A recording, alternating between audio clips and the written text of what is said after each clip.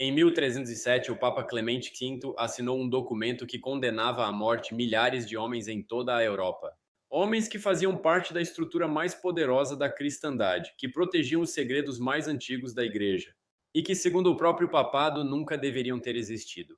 O que você vai ver aqui não é teoria, é o que os arquivos históricos registraram e o que ainda está sem explicação.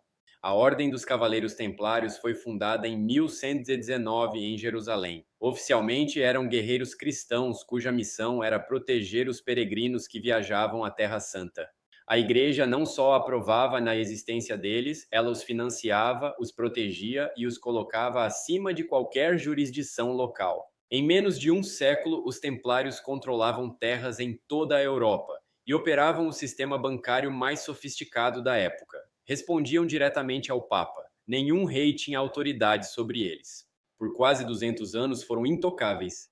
Mas havia algo além da guerra e do dinheiro. Os templários tinham acesso a regiões de Jerusalém que nenhum cristão comum pisava. Escavaram embaixo do Templo de Salomão por anos. O que encontraram lá, se é que encontraram algo, nunca foi documentado publicamente. O que se sabe é o seguinte: a partir de certo ponto, os templários passaram a realizar rituais que não estavam em nenhum catecismo. Seus próprios membros descreveram em confissões separadas cerimônias de iniciação que incluíam adoração a uma cabeça e negação explícita de Cristo. Pode ter sido tortura, pode ter sido propaganda, mas os relatos vieram de lugares diferentes, de homens que não se conheciam e todos descreveram a mesma coisa. Na madrugada de 13 de outubro de 1307, uma sexta-feira, agentes do rei Filipe IV da França prenderam simultaneamente centenas de templários em todo o território francês.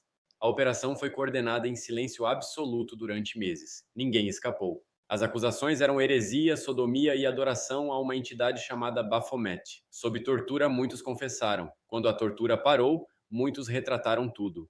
Em 1312, o Papa Clemente V dissolveu oficialmente a ordem. Em 1314, o último grão-mestre, Jacques de Molay, foi queimado vivo em Paris. Antes de morrer, segundo relatos da época, ele convocou o Papa e o rei para comparecerem diante de Deus dentro de um ano.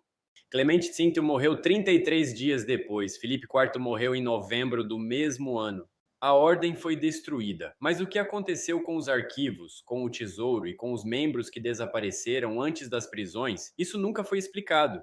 Em 2001, o Vaticano abriu parcialmente o arquivo Chinon, um documento selado desde 1308. O que ele revelou foi inesperado. O Papa Clemente, em uma audiência secreta, havia absolvido os templários de heresia. Ele sabia que eram inocentes e assinou a dissolução da ordem mesmo assim. A justificativa oficial foi preservar a paz da Igreja. A razão real nunca foi colocada em papel. Algumas linhas de historiadores argumentam que o tesouro dos templários incluía documentos encontrados em Jerusalém que contradiziam versões centrais da história cristã.